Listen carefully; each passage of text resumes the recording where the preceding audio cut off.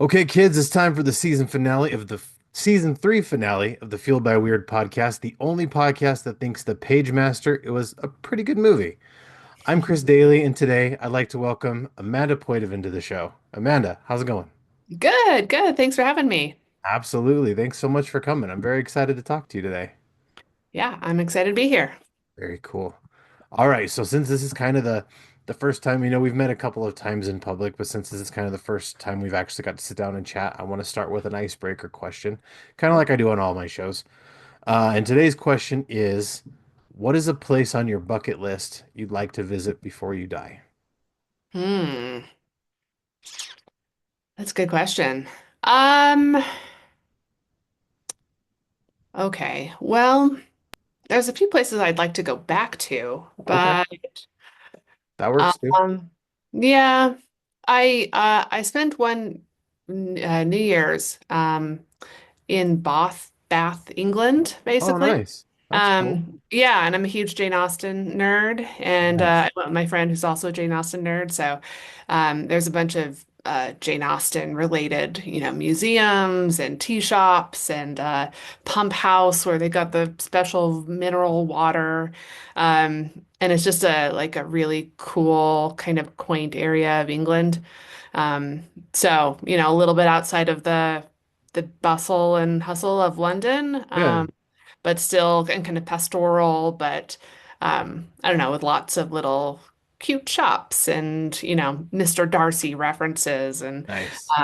Persuasion happens in Bath for a large part of it, and I love Persuasion. So Nice. anyway, so I'd love to go back to Bath sometime. That's cool. Yeah. I think for me, I want to, kind of the same vein, the UK. I'd want to go to Ireland, I think, just because Mm, a lot of my ancestors are from Ireland, so it'd just be cool to yeah. kind of visit over there and just I've had other friends that have gone and say it's just completely beautiful over there. So I think that'd be a cool place to go for sure. Yeah. Yeah. I should, another spot I'm thinking of now, it's related is Poitevin, my last name, means from the area of Poitiers in France. Oh, nice. Um, and so, yeah, I've been to France, but I never took a relatively short train trip to Poitiers. So I'd like to go to Poitiers sometime. That's cool. Very Yeah. cool.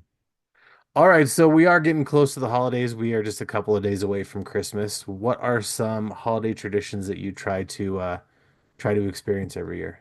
Hmm.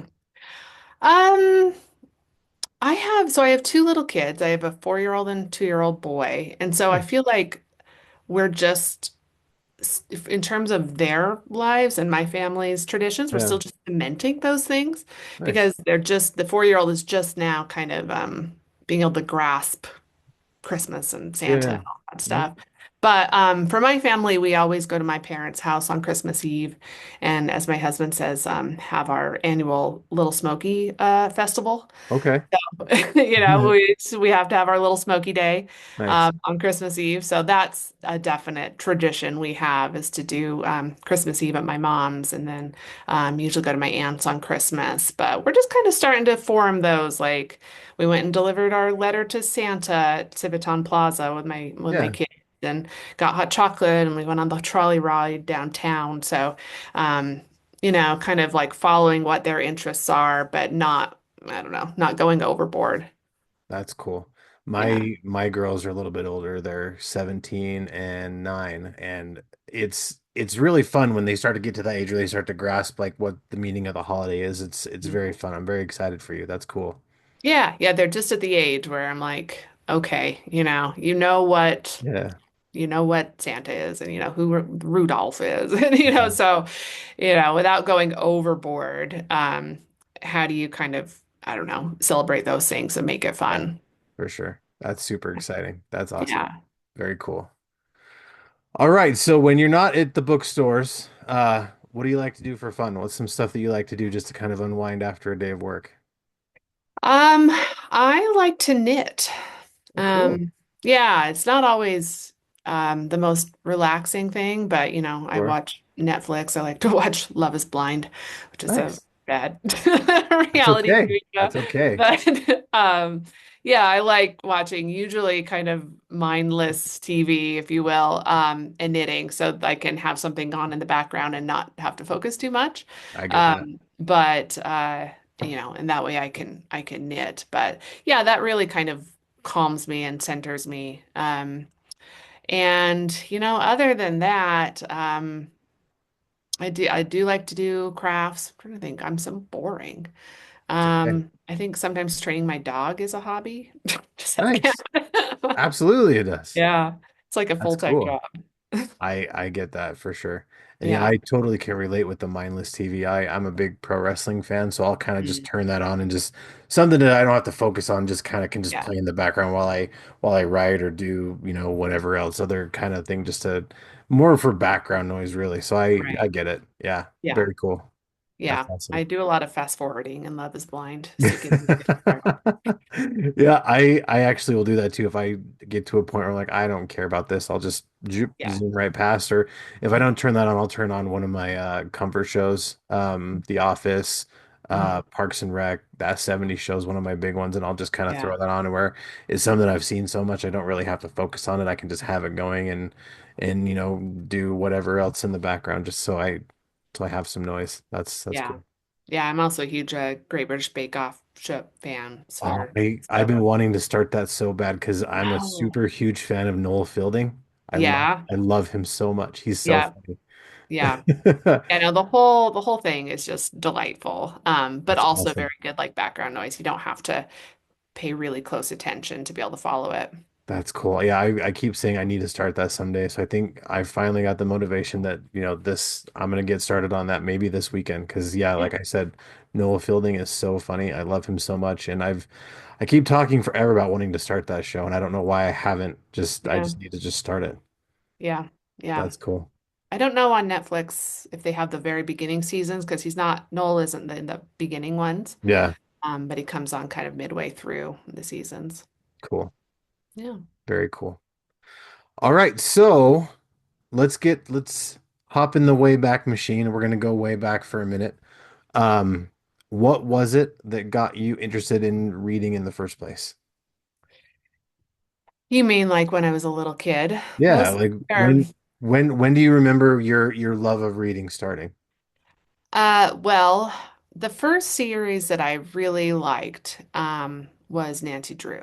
And Okay. so my mom, I always, so I have an older sister named Emily who was an avid reader, and my mom loved to read too. But I always had to be different from my sister. And she's Sure. about 3.5 years older than me. And I get that.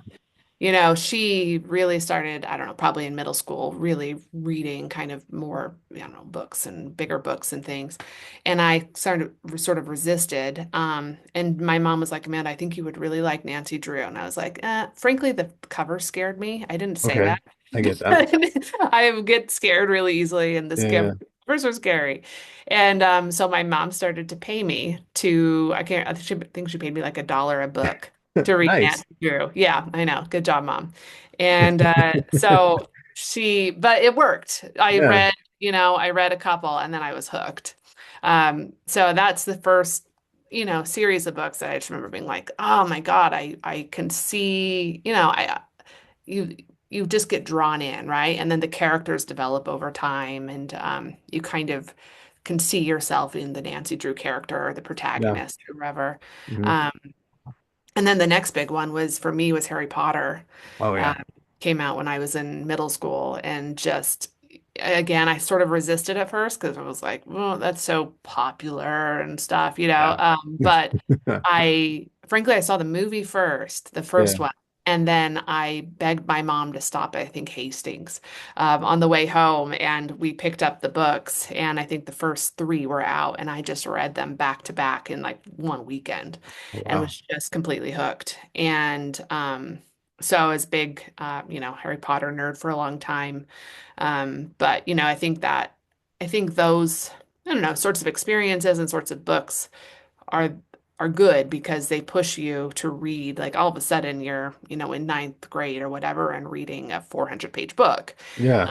and whereas that might have been intimidating before, but now with the right characters, the right motivation, you're just eating up every page. There's Oh, no absolutely. book long enough to Oh yeah. satisfy you. So grateful for those series that suck people in.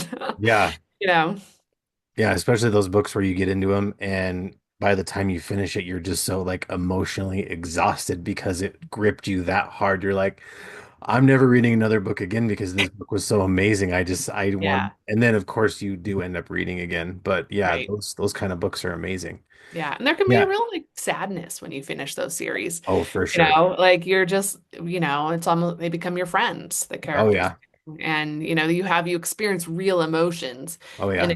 in response to those, fictional plot lines. Yeah. I'll never forget I was rereading what is it, the sixth book, fifth or sixth book? I can't remember now.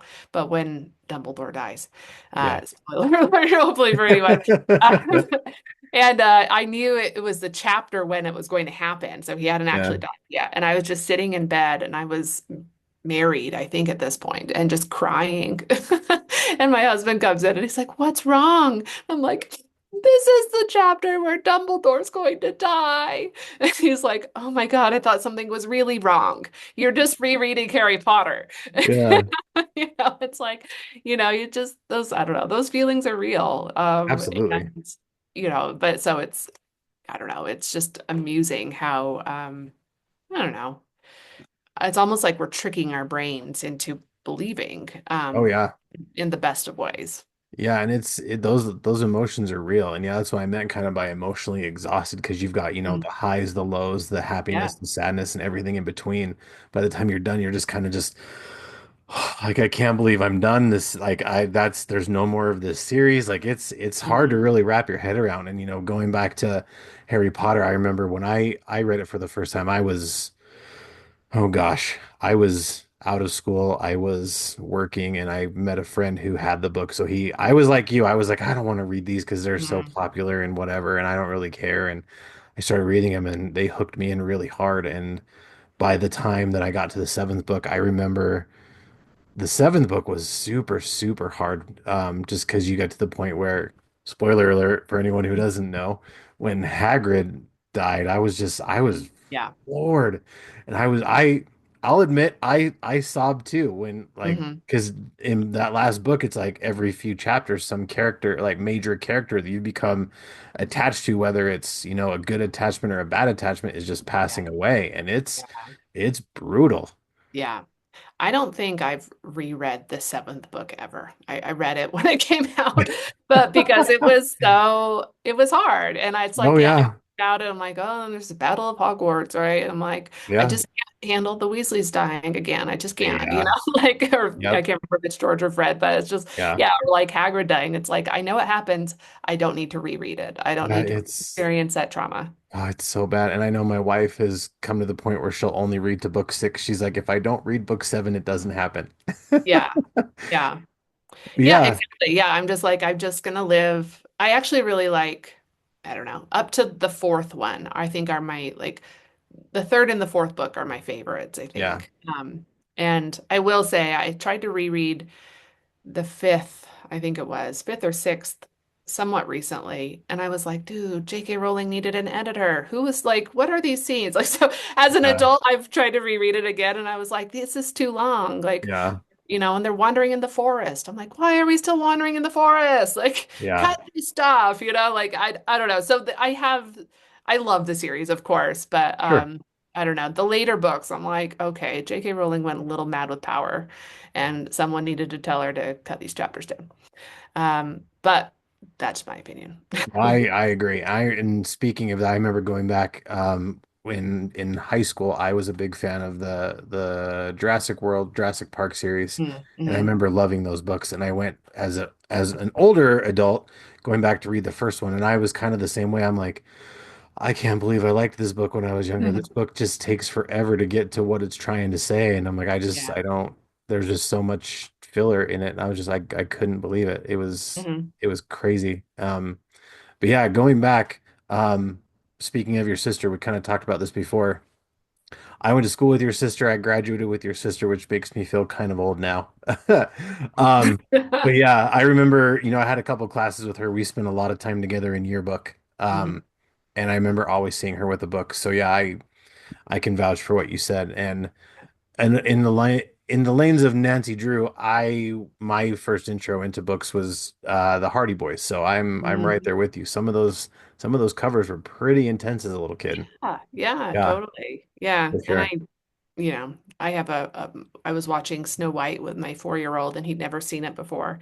And I forget how those scary scenes are really more intense when you're Yeah, little, in Snow White when the hunter is going to murder her. He ran out of the room screaming. yeah, Like, it's a movie. It's just pretend, look, it's already over. But yeah, those you experience things more intensely and acutely, I think.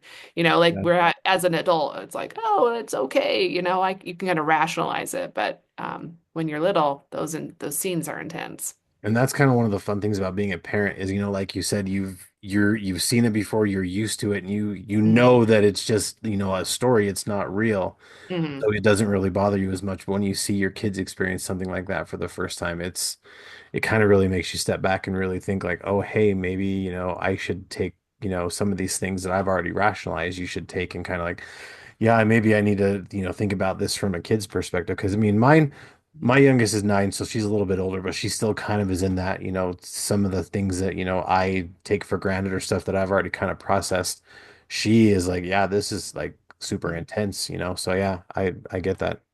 Yeah. And it's easy to forget, I Oh think, as an yeah, adult, how, absolutely. yeah, how like we just kind of like, oh, we get used to it, like you Yep. said. Yep, for sure. Yeah.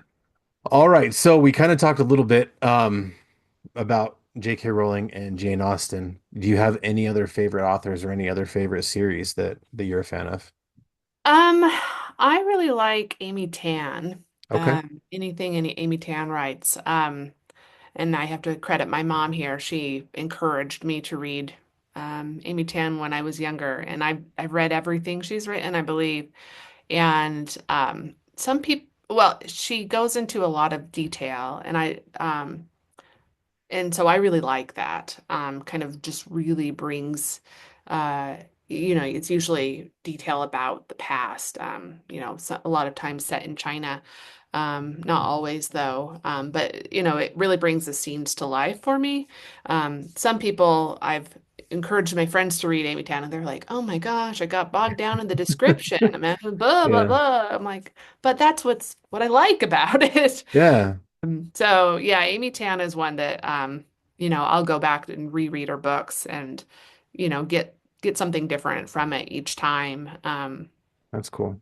The Kitchen God's Wife is one of my particular favorites where I've read it multiple times, and every time I finish, I just have this like immense like sense of relief and happiness. It's like when you finish a book and you put it down. I remember I was on an airplane once, and I finished it, and I kind of looked around, and it was like I couldn't believe that everyone else wasn't feeling this feeling that I was feeling. It was like, oh, wasn't that a good book? And I just was like, oh, wait, I'm just, I experienced that. It was Yeah. like, why isn't everyone, it was like, hearts were coming out of me or something. And I just couldn't believe that other people weren't also feeling that. Um, it just so engrossed me, I guess. And I don't know, just such a good, satisfying ending. Um, to the Kitchen God's Wife in particular that I keep going back to it. That's cool. Yeah. What about you? Other authors? Um, so kind of like you with description, I tried reading Stephen King once. Mm, And I was reading the Dark Tower series because it was recommended as such a great series. And I won't say that it's not a great series. I'm sure it is. I'm just gonna say I got about partway through and I was done hmm. because some of the stuff he was very in detail describing got pretty colorful for me. And I said, I don't know if I could read these anymore. Yeah, But yeah, he gets pretty graphic in some of his descriptions, and I was kind of just like, this book series is not for me, and that's okay. sure. Um, A. Lee Martinez, he is one I'm a super big fan of. Mm, Some of the books that are more well known that he's written are the Constance Verity books. hmm. Um, those are he writes a bunch of crazy weird books that I really really like. Rick Riordan, big Hmm. fan. Um, a lot of comic book writers too. I'm kind of a big fan of. But yeah, those for novels, I think Ailey Martinez and Rick Riordan, those are the two that I've kind of been linked into recently. Another one, I What's your can't. favorite Rick Riordan series? The one that I've finished so far is the Percy Jackson one. It was Mhm. really, really good. I'm actually in the middle, not in the middle of, I've got one book left of the series right after that. I can't Mhm. remember what exactly that one is called. It's Um, still in the Percy Jackson universe, yeah, or yeah. It's where they kind of focus on the other gods. Mhm. And they introduce a whole new set of kids, even though Percy and those guys are still in the series, but they're Yeah, not focused on as much as the other ones. Like I think one of the kids' names is Leo. Um, but those books are significantly bigger than the Percy Jackson books, so that's why it's taken a little bit longer, just because they're quite a bit bigger. But it's the series that comes like right after the Percy Jackson right. Yeah, series. yeah. They get sort of intertwined and Yeah, confusing. it's That cool we'll because ask for the third or something, and we're like, "Well, which yeah. third are you looking for?" Yeah, it's really really hard because you want to kind of keep all of them straight, but it's hard to keep them straight because there's so many series. Yeah, I think it's The Lost Gods, I think is that one. yeah. That sounds Um Another series that I'm super big into is Skullduggery Pleasant, hmm. which is one that I don't think a lot of people have heard of, but Yeah. it deals with a lot of magic, but it's there's the main character is a skeleton detective and Derek Landy is who writes it. But it's got, I think, at least a dozen books in the series. I think I'm maybe on six or seven right now, but it's a pretty fun series. It takes place in Ireland. It's with this girl that you find out she's kind of got inherent magical ability from her family that she didn't know about, and she meets up with this detective who's a skeleton, and it's lots of crazy stuff happen. It's a pretty cool series. I like to recommend that one to people that, kind of are into magic and, solving mysteries and stuff like that. It's pretty fun. Yeah. Sounds like kind of a gender crossover fantasy mystery, or is Yeah, it kind of. fantasy forward? Yeah, kind of a little bit of both really. Hmm. But it's a pretty good one that I like to recommend to people. Cool. Yeah. Yeah. All right, so we haven't mentioned it yet, but the reason there's so much book talk today is because you are the owner of not one, but two bookstores in town in Idaho Falls where we live. So, what was it, or what was it that led you to turn your love of books and your love of reading into business? How did that come about? It's a complicated story. And Okay. I should clarify, first of all, and this is part of the complication. I'm the co-owner of the two stores. Okay. So, co-owner of Winnie and Moe's and co-owner of the bookshelf, but with two different people, Gotcha. right? Okay. Yeah. So it's a complicated story. The I'll try to keep it short. The Okay. I was a teacher. I Mhm. taught middle school most recently at Taylorview. I taught history, Nice. and up until 2020. And so at that point, my husband and my father-in-law had a bookstore where the bookshelf is, and they primarily sold on Amazon. And they were selling used books, like one of the sellers when you would buy online and it would come from, whatever the, thing off to the right where it would come from. And so they were a seller starting in 2010, I Oh think. wow, And okay. so they created the space where the bookshelf is now primarily to store the books. But it wasn't open to the public. And then in 2018, I think it's 2018, we decided to stop selling on Amazon and just open to the public. And so that's when we did a whole bunch of changes. We brought Tony on, Tony Chabas, who is at the bookshelf a lot, around that time. And so Tony was there full time at the bookstore. My husband and I were doing different things. I was teaching, as I said, and Michael does custom software. And so uh, fast forward to 2020, I quit working. I had my son Winston. And, the pandemic obviously was hard for in-person retail. And Yeah. so we sort of were like, well, what do we do with the bookshelf? Do we keep it open? Do we close it? and we had a pretty significant line of credit. And we were like, well, we need to pay off that line of credit before we do anything, basically. Yeah. And so I was like, well, I have time, I have energy, I'm used to working full time and now I'm just staying home with our son who was an infant. So I started putting up some Facebook posts and doing some things around the shop, cleaning it up a little bit, doing new lights and whatnot. Sales really responded.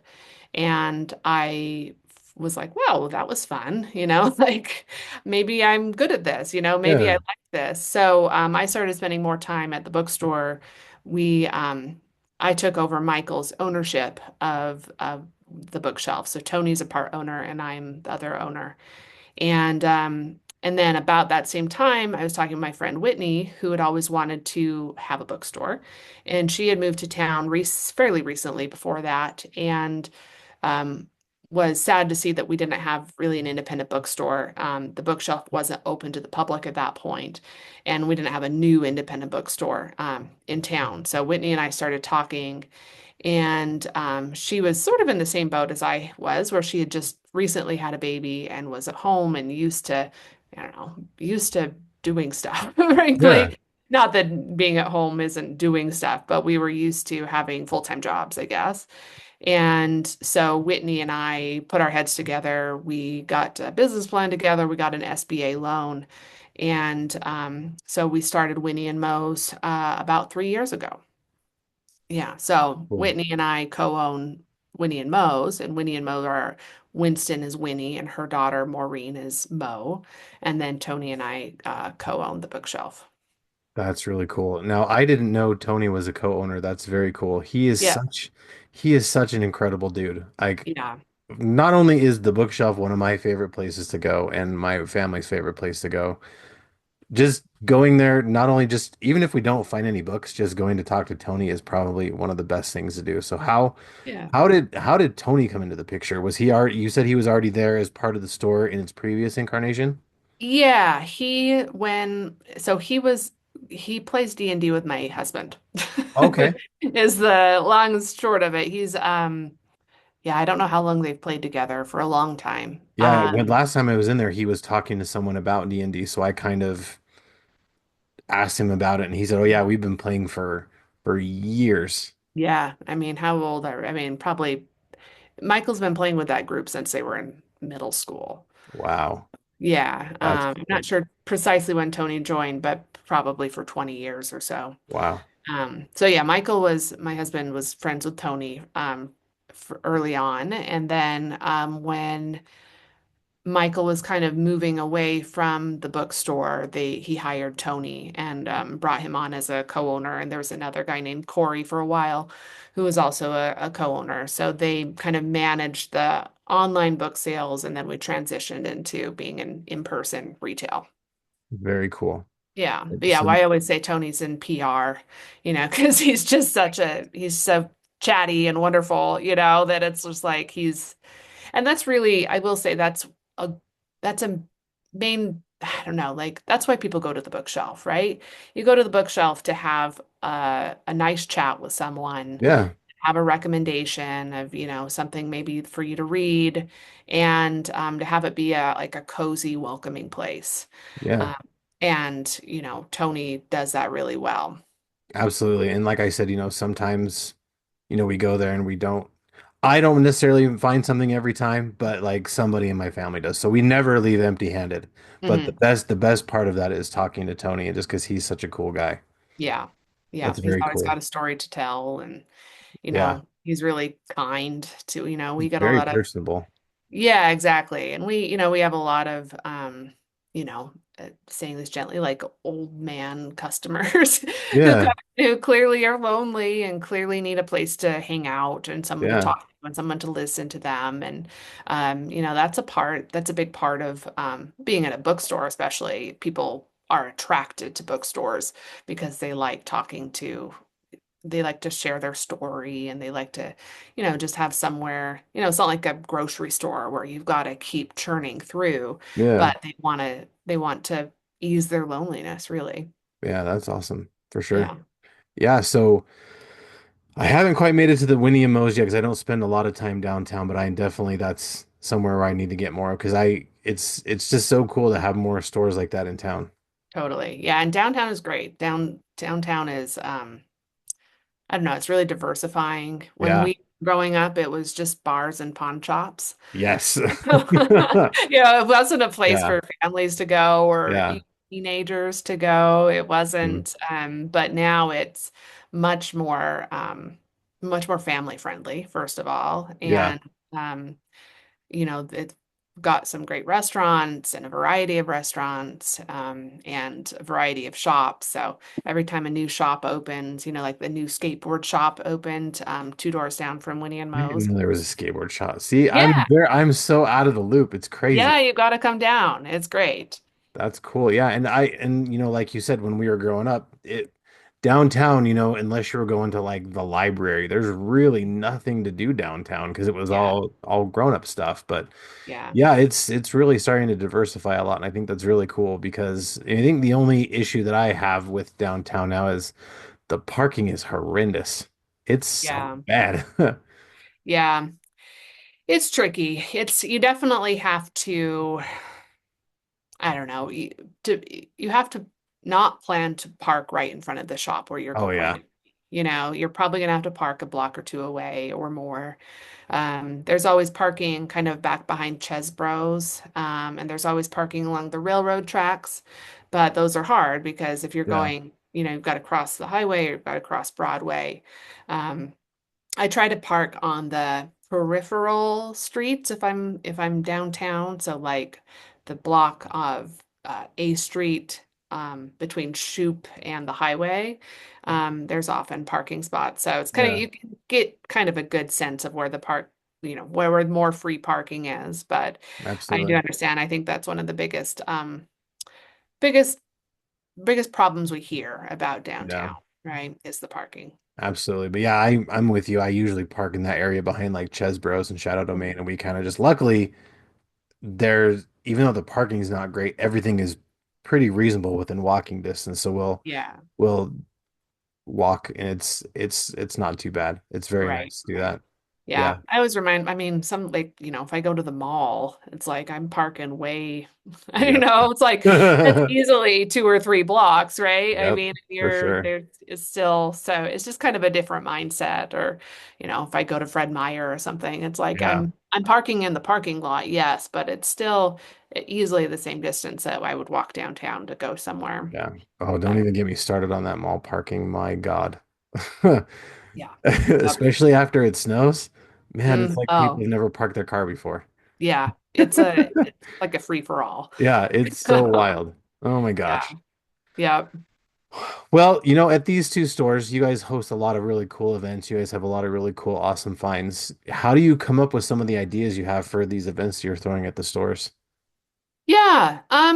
So we do most of the events at Winnie and Moe's, and I'm there for most of the events. That's one of the things I do. And most of well, it's sort of a mix. Sometimes it's borrowing ideas from other bookstores, or just other places we've seen. Yeah, And then sometimes the events come directly from our customers.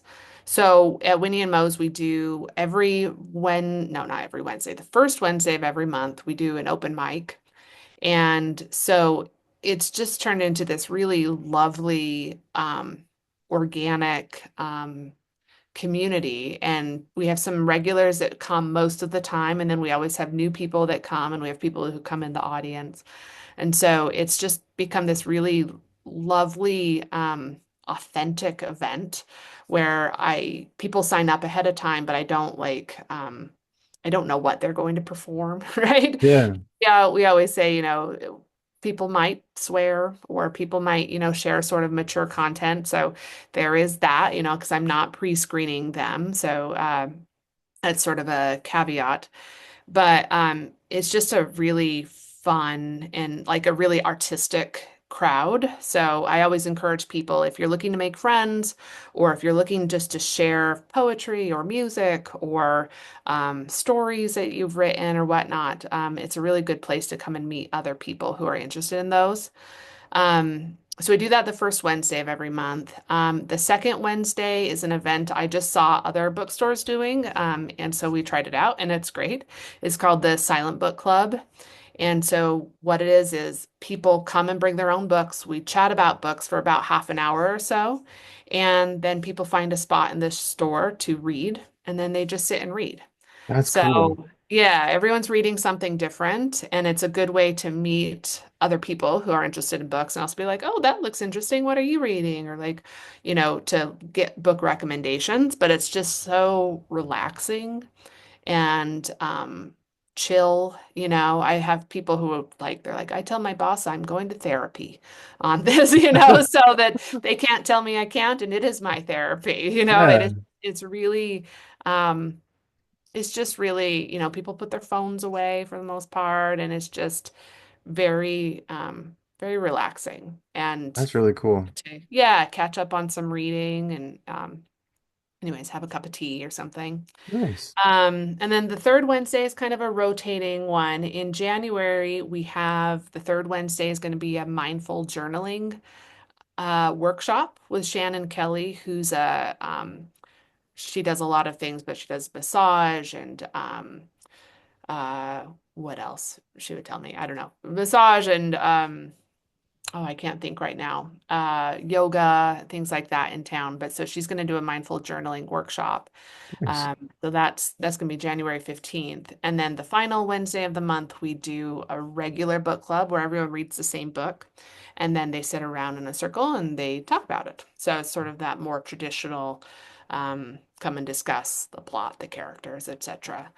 So kind of different style of events for different people. And we get some people who come to practically all of our events, and some people are like, I'm dedicated for this event, right? Or I'm dedicated for these certain events. But we've done poetry nights, we've done comedy nights. We're gonna have another comedy night, I think, coming up in February. Um, what else have we done? So just, like I said, sometimes people bring us events like Shannon was like, I'd really like to do this journaling course. And we're like, great, let's do it. And then, and just kind of like, what would people like to do? And it's always a little bit of a risk. I always, ahead of events, we did a think and drink event. When was it? In November, where we had Tap and Fill came and catered it with beer and wine, but it's optional. And then we had three different presenters present for about 15 minutes on topics that they have a lot of experience or interest in. So kind of like micro interests. Nice. And that's been really fun. That was the second Think and Drink we've done where it's just like, hey, come and share. Do you know a lot about sourdough? Great. Tell us your sourdough process and tell Yeah, us what's going on, so you can learn from different people and uh, just kind of grow your community. So, but I'm always nervous ahead of events. oh sure, And I'm sure. just like, I don't know, are five people going to show up? Is no one going to show up? Is it going to be Yeah, packed? And more often than not, it's pretty busy. So I'm like, okay, I didn't need to worry. that's cool. But there's always that seed of doubt in my head right ahead of the event where I'm like, oh my gosh, is it going to be awkward? Is no one going to show up? But Yeah, I can imagine. That could be yeah. very nerve-wracking for sure. But I think it's really Yeah. cool that you guys are bringing a lot of that stuff to town because, again, going back to when we were growing up, there wasn't really a lot of that stuff in town. Oh And, yeah. if you wanted to go to something like that, you had to, drive to Boise or drive to Yeah. Salt Lake or whatever to go to something like that. So it's really cool that, a lot of the people that are our age or around our age, um, are starting to bring some of that stuff here, which is it's Yeah. so cool. Just all the different kind of things you can do now. And Idaho Falls isn't just that little town anymore. It's it's Yeah. getting to it's miles away from being something like a Boise or a Salt Lake, but it's definitely getting there. I think that's really cool. Yeah. I've had people say, that the events we're doing at Winnie and Moe's or, like open mic, for example, rival anything that they've seen in Boise. Oh, And absolutely. I don't live in Boise, I don't live in Salt Lake, but it's like I'm really proud of that. Yeah, you should be. I remember after the first open mic when it was just this beautiful mixture of people being vulnerable, right? They were just sharing and Yeah. uh it just was this like I said, organic, showing of humanity. Yeah. And everyone, it wasn't be like I may have created the event, but I didn't create the event. Yeah. And I nearly cried because it was just like this is happening in Idaho Falls, right? In downtown Yeah. Idaho Falls, and I'm so happy for it. Because yeah, the little th things like that didn't exist when we were growing up. Yeah, I mean, like, just think about it, 10 years ago, there wasn't stuff happening like that, and it's Mm. happening now, and it's so cool to finally see that our little town is starting to get, starting to grow up, and it's very, very cool. Yeah, yeah, absolutely. But it takes people being willing to invest and, Yeah. stick their necks out. Absolutely. And that's kind of why I'm very excited to do this show because not only, I've talked to a bunch of different people and helped them kind of promote their stuff, but one Yeah. thing I want to do more focus on is trying to focus on more people here in town. Like, Hmm. I've talked to uh both owners of both Lego stores. I've talked to Revival Games, the video game store here. I've talked to a local filmmaker, just Hmm. trying to get the word out that there's, you don't have to live in a big city to do something cool. Because, most people, when we were growing up, they were excited to move away to get to a big Yeah. city, wherever it was to do their big grandiose thing, whatever their dream was. But it's like you can do that here. Yeah. It's okay to do that here because that kind of stuff can happen anywhere. You don't have to go to the big city to do it. Right. Yeah, exactly. And you don't have to have, a population of 500,000 people to Yeah, make these events work, right? exactly. I You mean, just or have even to, just to open not only one bookstore but two bookstores. You don't have to go to a big city to do that. You could do that right here in Idaho Falls. yeah, yeah, yeah, totally. And I- I feel uh, sometimes frustrated because like you said, the feeling when we were growing up was that life happened elsewhere. Idaho Falls was so boring, Yep. and it was in some ways, right? And I Absolutely. think Yeah. I, you know, I met a lot of people from more exciting cities than Idaho Falls, and they Yeah. also have that feeling. So I don't think it's unique here, Oh, not at but all. I think every 16-year-old is just railing against where they're growing up and their parents and whatnot, Yeah. and they want to get out. And so I think that's just a fairly universal feeling. Oh, But 100%. yeah, but I don't know. It's like having little kids, it's like I want to make sure that Idaho Falls is a place that is welcoming to people and welcoming Yep. to diverse communities, but as a fun place and a place where there's things Absolutely. going on and and yeah, we don't all have to live in big metro areas to have a feeling of community and a feeling of fun events going on. Yeah, and I think a lot of it is just trying to help get the word out. Like I was Mhm. somewhere recently where they're like, what are your plans for today? I'm like, oh, we're gonna head over to the Lego store in Ammon. They're like, there's a Lego store in Ammon? And I was Mm. like, oh my gosh, we're like, where are you going today? Oh, I'm gonna go head over to the bookstore because it's bookstore day. It's or National Used Bookstore Day or whatever. Like, Yeah, have a used bookstore in Idaho Falls? Like, come on, people. Like, there's some yeah, cool stuff totally. happening here. Yeah, yeah. Yeah, and I agree. A lot of times, I even have some close friends who are like, Idaho Falls is so boring. And I'm like, come to the Winnie and Mo's events. Almost every Wednesday we have a different event going on. Yeah. And we have often events on Saturdays. We have story time for kids. But there it's just like, no, I don't know. It's like, why would I go? Oh, that's too small for me or something. And it's like, no, it's not. It's fun. It's enjoyable. You'll meet some people. Like part of it is sticking your neck out a little bit Oh yeah, of for our sure. comfort zones. And Yeah. I don't know exactly what that's attributed to. I think the pandemic sort of made our world smaller, I think so. and made people maybe less courageous, but Yeah. maybe we were already that way anyways. But sometimes it's just about getting out of our comfort zone, Yeah. Oh, and 100%.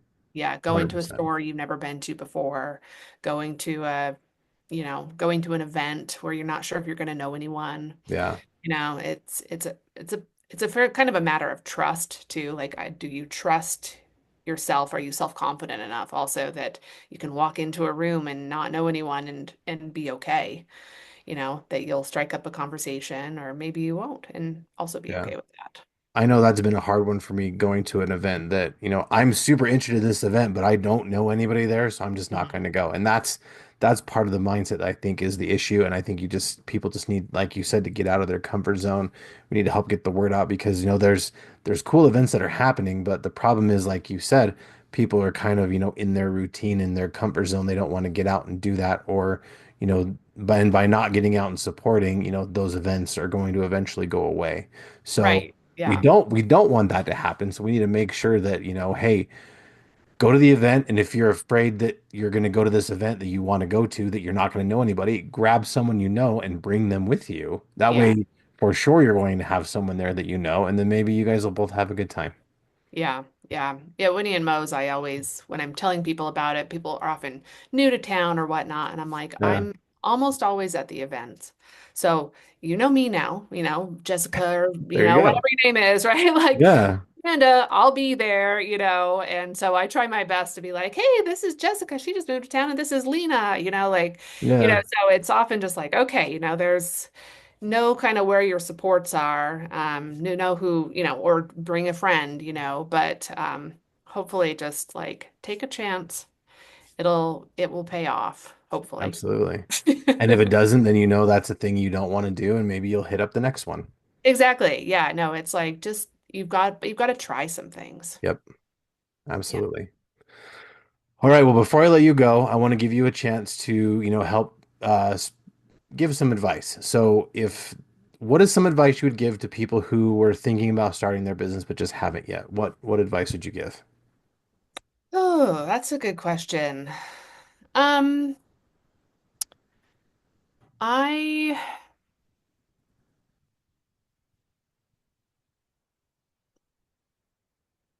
I guess I would say first of all, do your research.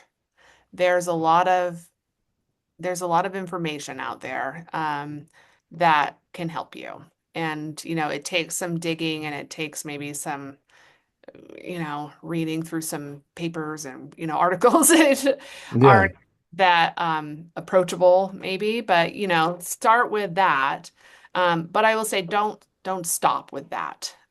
With Winnie and Moe's, for example, we we did a lot of research. We looked up what, kind of median metrics were for, income or how much we should be paying in rent. But the space where we are downtown, we were looking at different spaces and we talked to her name's Mickey Teal, who used to own San Michel downtown, which is was a clothing store. I super miss it. And she was like, "Oh, there's a space next to us," and she's like, "I'll get you a key and we'll go and look at it." But we were kind of filling her in on some of the calculations we were making and whatnot and what we could Yeah. afford and what we couldn't. And she basically was like, "Oh, if you get bogged down that, you'll just never do it." She was like, "You've just got to, if you're gonna do it, you've just got to do it." Yeah. She's like, it'll work out, there obviously there are some metrics that you need to follow to be safe, but Sure. don't let that be your stopping point, because if you worry too much about it, you'll just never happen. Um, and I will say downtown too, one thing that I thought was useful is we met with other business owners. So we went and talked to Yvonne Brown at Pandora's and gosh, Marilyn at Marcellers and, kindly asked them if they would share some of, what do they pay for rent? What do they pay for, what's their cost of goods sold average, because we were trying to figure out, a national average may be one thing, but what does downtown Idaho Falls look like, Yeah. right? And sure enough, it's different, right? So, Yeah. our downtown economy is not the same as a major metro area. I'm sure. So we don't be afraid to reach out to other business owners and ask them those nosy questions, and they can say no. They don't have to give you the information if they don't want to. But Yeah. that was really useful in kind of getting our feet off the ground to actually talk to people who are doing it. And also it just shows you that they didn't always have all the answers either. They were kind of a little bit more loose, around the edges. And it's like, oh, you don't have to have everything exactly dialed out. Um, you can kind of play it by ear to a certain Yeah. extent. So that's, I think, it's maybe contrary information, do your research, but don't, at some point, you just got to do it if you're going to do it. Do your research, but don't let your research scare you. Yeah, exactly. Perfect. Yeah, because yeah, with used bookstores and new bookstores, it's like the data actually is more positive than I'm making out to be. It was at when we were opening, there were more bookstores opening than closing. Sure. So it's not like, you might think, oh, a bookstore, that's a losing business, right? And not necessarily, right? Business Yeah. change. And as of 3 years ago, I'm not sure what it is now, but there were more bookstores opening. So it's not all dire. So don't let the naysayers necessarily tell you that it's not going to work. Especially with that resurgence in the importance of physical media for sure. Mhm. Yeah, That because exactly. that And the doesn't just extend to music and movies. I'm sure that it also extends to books as well. Yeah, yeah, and the bookshelf, the same thing, it's like you wouldn't have thought that that would be a profitable business. But it is because, Yeah. there's a variety of things, but so I guess it can be deceiving, right? Yeah. And some, other retail, it's all about the margins. So, keeping your overhead low, I guess that's another that's another piece of Sure. advice. If you can Yeah. keep your overhead low, um, don't get talked into, at least for retail, a really high um, lease on your space unless it's really, really primo, Yeah. which it might be. But keeping your overhead low means that you have some wiggle room on the profitability. Very cool. So. All right. So where can we stay up to date with everything going on with the bookshelf and Winnie and Moe's? Where can we find you guys online? Yeah, so the bookshelf, I update our Instagram and Facebook most frequently. We also have a website, but that's mostly just kind of a little bit of information and a contact page. And then the Winnie and Mo is pretty much the same thing. We have a website that is up to date, has our events on it, but we also post our events on Facebook and on Instagram and any kind of frequent posts and, what's new in the shop and, um, kind of, I don't know, if we have any store closures, things like that, holiday hours, are always on Facebook and Instagram for the most part. Very cool. And I'll make sure we put the website links and all the social media links in the show notes. We'll share them out so everyone will know. Awesome. Perfect. Now for me, I want to thank Polygon Horizon, their song Pizza Force we use for this show. Go check them out on Bandcamp. They're a great band. You can find me at Fueled by Weird on Instagram and Facebook and TikTok for as long as TikTok might be there. I don't know. Yeah, Um, TikTok. Send me an email at fueledbyweird@gmail.com. And you can find the show on YouTube, wherever you get your podcasts, Spotify, all that good stuff. And now you can also find me on the Spotlight Media GA app, along with the rest of the Stay Weird Network shows, the Nerdy Rap Manroom show with Hassel and Monster, Hassel's Review, and Big Rob's House of Entertainment and No Chinese Food. Now, the Stay Weird Network is a brand new network dedicated to bringing some awesome back to the internet. You can check us out at Stay Weird Network on YouTube and Instagram. You can also send us an email at stayweirdnetwork@gmail.com. And lastly, I want to thank my sponsors, The Zone Collectibles in Tifton, Georgia. They're your one-stop shop for comics, collectibles, and so much more. Now, if you like the show, please like, comment, subscribe, leave a review, and tell your friends because word of mouth is my friend. And remember, kids, life's too short to be normal, so stay weird. Amanda, thanks so much for joining me today.